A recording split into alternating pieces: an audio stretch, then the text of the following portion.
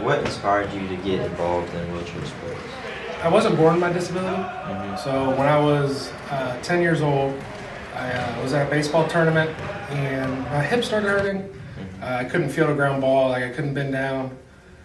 So I went to like 25 doctors and they all said it was growing pains. And then our 26th doctor finally found out what my disability was.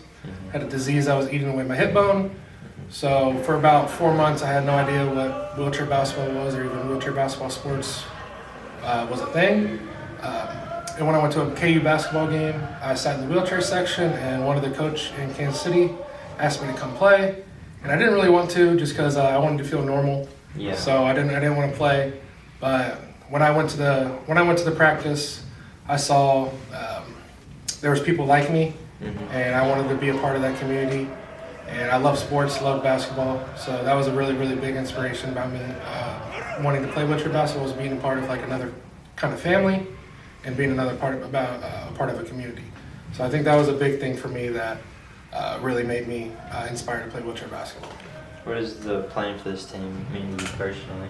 I think just looking at the team that we have and the talent that we have, everybody that is on our team could be in the starting five, and everybody that is on our team that it starts on the bench could be in a starting five for any team in the country. So I think the biggest plan that we have is to win a national championship. And I think for me, it's a big part of, I love winning. Yeah. So I really want to bring University of Alabama a ring. And I'd love to get my second one. So it's really be a really big thing for me to win one here as well. So yeah. What inspired you to get involved in wheelchair sports? So I was diagnosed with cancer in the 4th grade. So I lost my leg in between my 4th and 5th grade years. So just due to the treatment, I did chemotherapy, but the type of cancer I had, it was a rare form of bone cancer. So they had to go in and take it out. So I opted for a rare form of amputation called rotationplasty, and then from there, got up on a prosthetic leg, kind of was playing stand-up sports for my middle school for a while. I played stand-up volleyball and basketball and tennis for my middle school. And then in 7th grade, I found the sport of wheelchair basketball just because able-bodied basketball was fine, but somebody with 2 legs is going to be faster than somebody with 1. And so I was just starting to kind of fall behind a little bit. And I was keeping up, but it was losing the fun of the game just because I was working so hard to keep up. And then I jumped in a chair and started playing wheelchair basketball and just fell in love with it. And the opportunities just opened up from there to go to college and to play a sport for my school and to also play for Team USA and to go to a Paralympics. And so with wheelchair sports and para sports, those opportunities just like basically blasted wide open. Is that how you first discovered this program? Yeah, so I was recruited to come here.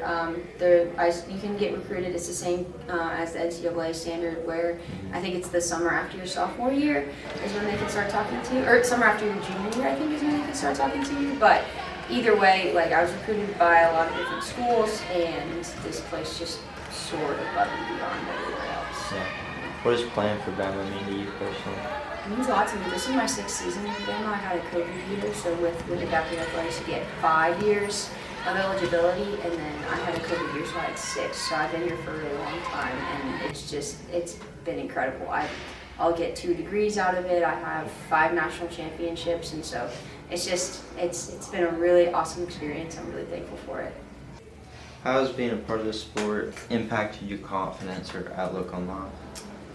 I think it just like naturally brings so much confidence, especially as like someone growing up in a chair. Like you really see when you're somewhere here, like here, that you can really do everything that everyone else around you can do. You know, like we're seen as athletes just like all the other athletes that are on this campus, and we're seen as equal athletes. We all put in the same amount of work, same amount of effort to like win our championships, just like any other sport. And so I think being treated the same just like really changes how you view yourself, especially like outside of the sports world too, because we're all pretty much the same. Yeah. I would say that the most challenging part of competing in wheelchair sports is either like mental battles within yourself, like whether you're putting the work in and you're not getting recognition for it, or you're not getting playing time to like, you know, that acknowledges you putting the work in, like that can be pretty frustrating. Or just like, you know, wheelchair basketball, it's a game of runs, so it's like dealing with the adversity. And, you know, like when we're playing Auburn and Auburn goes on like a 10-0 run, it's like, you know, it's pretty frustrating, but the hardest part is like taking it on the chin, shifting the momentum, and then coming right back. Because a lot of the times it gets easy to give into the chaos. Can you describe a moment that you're most proud of in your career?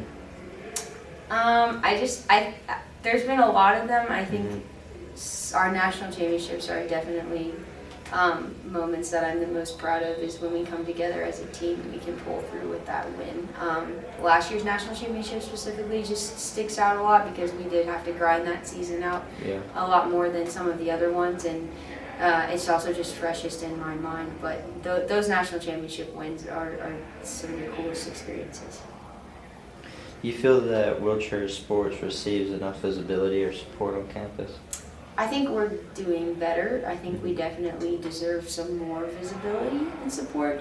I think there's ways that we could have more resources underneath, like athletics that we're not a part of, and all of our what we have right now is privately funded, which is great, and we have a lot, and we have more than any other adapted athletics program across the country. Right. But just because we have more doesn't mean we can't continually push to be better and be more equal to the our able-bodied counterparts. Do you feel that wheelchair sports like receives enough visibility or support on campus? No. Oh, on campus? Yeah, on campus. I mean, look, obviously, like, there's never enough support for a sport that's not, like, in the mainstream media. In the past 3.5 years, 4 years, like, we've gotten so much more recognition. And we have so many more fans coming to our games. I mean, the only thing we haven't done yet is win another championship. But, you know, we have, like, phenomenal support. Our fan base is growing, and it's really not that bad as it is right now. But like I said, you know, there's never enough recognition and visibility in a sport that's not in the mainstream media. So like, it can always, you know, it could definitely be better, but for where it's at right now, it's really not that bad. How do you think adaptive sports are changing perceptions of disabilities in athletics? I think it's huge. I think that people, especially like contact sports like basketball and high octane sports like track, people a lot of the time associate physical disability with like being like sedentary or even like cognitively challenged. So to break a lot of those narratives that people have about people with disabilities is really critical. I think that when people come and they see, you know, Jason or myself, like Aaron flipping over and like heavy contact and stuff, it changes their perception of like somebody in a wheelchair might be like frail and like really need a lot of assistance and stuff to like. Then they hop right back up. Yeah, and then, you know, they realize like we could probably whoop them in like a lot of the scenes if they're in a wheelchair. I think it's changing perceptions really well, because when I first started playing, everybody was like, "Oh, you're in the Special Olympics." I'm like, "No, it's very, very different. Like these players are very, very athletic. We play on the same height, 10 foot as able-bodied." Yeah. So I think it changes really, like when people watch it, it changes perception of playing sports with a disability. How do you think adaptive sports are changing people's perceptions on disabilities in athletics? Oh, a lot. I mean, people come to a game, like every person who I've ever gotten to come to a game ends up coming back to me after the game and they're like, "Dude, like that was the craziest sport I've ever seen." I mean, I like to tell people it's a perfect crossover between football, rugby, and NASCAR, because like you can see my hands are like permanently fucked. So my hands are like, you know, they're disgusting. They're so thick. They've been run over so many times. Like I've had my face bashed in by a chair before. So like, you know, it is one of the most physical sports you can watch. And when you're watching it at the collegiate level or at the professional level, you know, the caliber that this sport is being played at is so high. And people, the most common misconception about people with physical disabilities is that able bodies, unfortunately, tend to associate a physical disability with a mental disability. Right. So when people see us, you know, pushing in the street or doing something out like in public, you know, they assume that we can't really do it. They try and help us, or they talk to us like we're cognitively challenged. But when people come to a game, and they see me go full speed chasing the ball, and then get clipped on the side and do a full 360 and fly into the bleachers, and then get back up off the floor, they think, holy shit, like these guys are crazy. Yeah. So I think that people watching collegiate military basketball really opens up their eyes to just how capable and physical we are. Like, I'm probably in better shape than 90% of people I know, and I can't walk. So it really just goes to show, like, anyone can be the fit. Just like, I'm a normal ass dude, I just can't walk. Yeah. It's like really that simple. What do you wish more people understood about wheelchair sports? I wish that people understood how physical the game was. I think people don't realize that wheelchair basketball specifically is so physical and so fast, and so I wish they knew that. And people see it when they come and watch, but they just don't think that right off the bat. What led you to coach wheelchair sports? So I played on the men's team. So we get 5 years eligibility. So I played from 2009 to 2014 on the men's team, and then I taught for a couple years, and I had the opportunity to kind of volunteer with the program while I was still teaching, and then the opportunity kind of presented itself to get back involved with the program as the men's assistant coach. So I was like, well, I'm never going to get this opportunity again. So I tried it out, kind of fell in love with the coaching aspect of the game, and then this is now my 7th year as the women's head coach. How has the program, since you started coaching here, how has it grown? So, changing the question a little bit, Okay. when I was here playing, we were actually next door in the rec. Okay. So we started out in basically a closet where the 3 levels where chairs would go. The first level, 3 feet up was another one, and then 6 feet up in the air was another one. Yeah. And we started basically having a shared court with everyone else. We weren't able to come in. We weren't able to go in there whenever we wanted. Right. And then when they built this place, it changed the whole trajectory of really adaptive athletics at the University of Alabama, I think, in the US. Since I've been back coaching, we've just grown at such an exponential rate. As far as just staffing wise, as far as player wise, we've gone from really being more like an intramural sport, considered like a more intramural sport, and now we're at a varsity sport level where just the recognition that I think we've always deserved, now we're starting to get it. How's the program grown since you started coaching here? Yeah, I would go even a little bit further. It's grown a lot since I've started coaching, but when I came here in 2009 as a student athlete, we didn't have this facility. University support was not near what it is now. Just the recognition of the program and the fact that we had an adapted program here at Alabama wasn't what it is now. So it's been really cool to see the university increase its support for us. That's a big part of why this building has happened, why the tennis facilities happened, why we've added track and field since I've been here. So it's been pretty awesome to see just the growth of the program as a whole, but even more so, I think the community and the university support over the last 10 plus years. Yeah, that goes on to my next question is how does the school support wheelchair sports as a program, or what more could be done? Yeah, I think the fact that we're not in athletics kind of puts us in a little bit of a gray area, so to speak. But I think, like I mentioned, university support's gone above and beyond what it was when I first got here. President Bell, when he was here, came to all of our games, and even before that, President Witt came to all of our games. President Mueller, I know he's only been here for a short time, but he came in and he held an academic meeting here with the College of Ed. So, I know that he's going to come and support. He's also met with a few recruits that we've had into town. So, it starts from the top, and I think it really trickles down. Our dean in the College of Ed, who we're under, she's been really supportive since she's stepped into her role, and it's just been great. And the student support too, just recognizing the fact that our adapted athletes are athletes here at the university, and they really come out and support. And we fill this place for our home games, and it's a lot of fun, and it creates that just general sports environment. What are some values or lessons you try to instill to your players? Work ethic,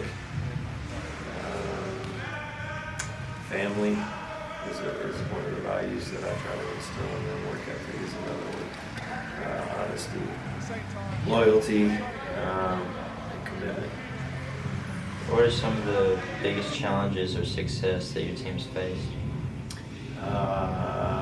Most of our challenges have come from within ourselves, right? Battling ourselves to be better, more so than battling like competition and outside influences, like battling with ourselves to be a better version of us. What values or lessons do you try to instill to your players? I think one of the first things that we try to instill is it's more of a culture piece, is that family environment. Like we truly care about each other. Like I care about all my athletes, they care about each other. So that family environment I think is kind of first and foremost for me. And then the other thing is just instilling some them to be student athletes. You can play basketball, you can play pro ball overseas after you're done, but eventually you're going to need to have a career and a livelihood, so making sure that they stay focused on being student athletes and not just an athlete.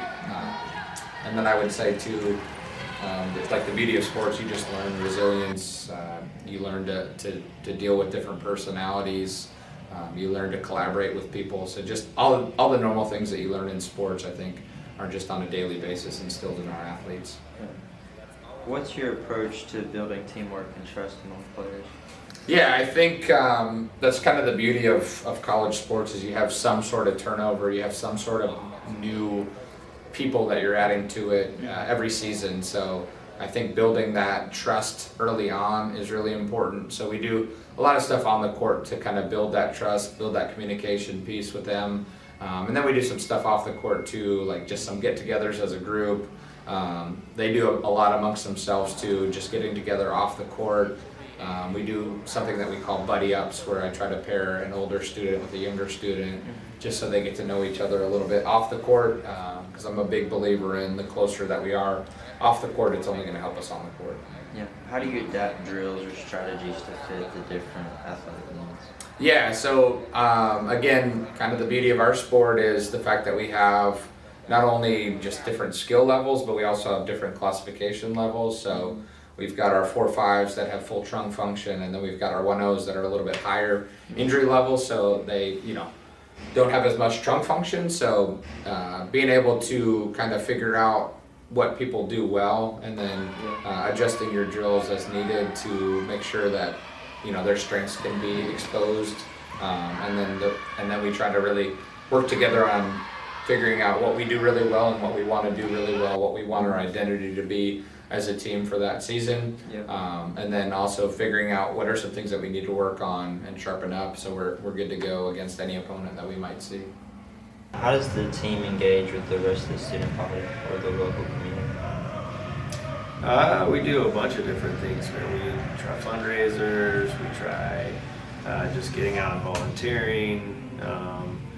We also, have folks in, teach them how to play in a chair, have different groups come in and learn different stuff that we do from a sports related topic. That could be track, tennis, basketball, whatever the case may be. So we do a bunch of those type of events. How does the team engage with the rest of the student body? I think that's another area that's gotten a lot better over the past few years. Our students are involved with athletics in a few different aspects now. We've had them in for some events here. They've come to a lot of our tournaments, which is pretty cool to see the stand-up basketball teams coming and supporting, as well as other athletes on campus. They're a little bit more involved in like FCA and some other different athletic groups just amongst other athletes on campus. So I think it's come a long way. I think there's still a ways to go. We're still really fighting for like tutors that athletics gets, some of the dining halls as well. So just some simple things that I think would make a big difference for athletes, but it has gotten a lot better over the past few years. How does the school support the wheelchair sports program, and what could be done to help it? We do a good job. The university does a good job. They, the presidents have always been behind us for quite some time now. So I think President Mueller will be on board once he gets everything settled, he gets to know us a little bit better. I think that, you know, the athletics could change the way in which they see us and perceive us.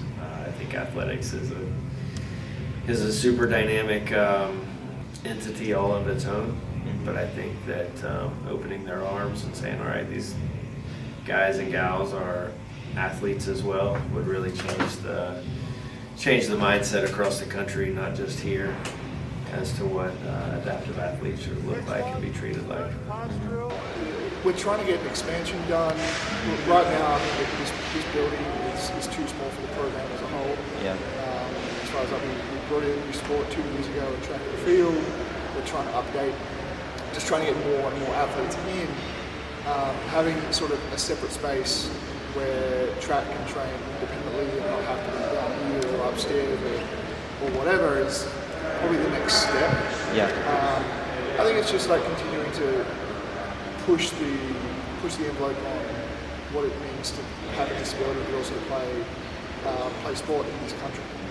What do you hope people take away when they watch a wheelchair game for the first time? Yeah, I think my biggest thing is, first step is coming and watching it and kind of laying your eyes on the sport, whether it be the first time or you've maybe seen it at a certain level before. But I think when people come here and they watch our athletes play a really highly competitive game, like the biggest thing I want you to take away is like, okay, this is a sport. And if you enjoy watching sports, you're probably going to enjoy watching wheelchair basketball. Yeah. But the biggest thing is just getting people to come initially, and generally they want to come back because it's a lot of fun. What do you hope people take away when they watch a wheelchair game for the first time? That we are student athletes with disabilities. We're student athletes first, rather than disabled student athletes. Right. There's a very much a distinction. A lot of people don't see that first. They only see the wheelchair. They see the disability first. Right. So on that, how do you see the future of wheelchair sports evolving in colleges, not just Alabama? I think it's getting recognition and getting acceptance by not the NCAA necessarily, but through different colleges. Right now, there's only a dozen colleges who offer wheelchair athletics or adaptive athletics across the country. There's more coming, but when you have a whole bunch of major universities who don't, it sort of doesn't help. So getting them into different universities, bigger, as big as Alabama, that's the next step. And that's what I think is going to become. Do you see a future of wheelchair sports evolving in colleges? 100%. Yeah. I mean, with how much it's improved in the past 3 to 5 years, the next step is a pro league in the U.S. Because right now, the collegiate level is probably the highest level of wheelchair basketball you can play in the U.S. Obviously, there's a men's division, but it's not pro, and that's where a lot of international players would come play, or guys who were on Team USA play on their men's teams, like Brian Bell, Steve Serio, Matt Scott. They all play on just men's D1 teams. I think that with the pro leagues overseas, and typically a lot of players from college will go overseas, I think in the next 10 years, the next 50 years for sure, but ideally in the next 10 to 15 years, there will be pro leagues forming in the U.S. and there'll be a lot more mainstream in the sport.